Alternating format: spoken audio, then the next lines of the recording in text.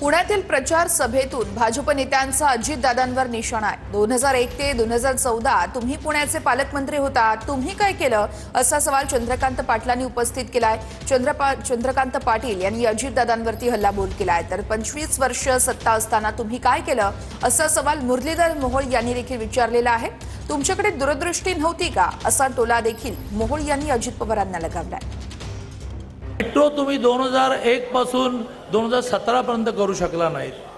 चांदणी चौकातलं traffic 6 लेन करून संपवू शकला नाहीत। 24/7 करू शकला नाहीत। STP करू शकला नाहीत। तर तुम्ही जो प्रश्न विचारताय की तुम्ही 5 वर्षात काय केलं, सर्वसामान्य माणूस तुम्हाला प्रश्न विचारणार आहे की तुम्ही काय केलं, की इतके वर्ष पालकमंत्री होता आणि या राज्याचे वेगवेगळ्या खात्याचे मंत्री होता। 25-30 वर्ष आपण काम केलं, या पुण्याची सूत्र आपल्या हातामध्ये होती। मग त्यावेळेला तुम्हाला पुणे किती वाढणार आहे, पुण्याचा व्यापकता किती वाढणार आहे, लोकसंख्या किती वाढेल, नागरिक समस्या काय वाढणार आहेत, या सगळ्या सुविधांनी काय ताण येणार आहे याची कल्पना आपल्याला नव्हती का?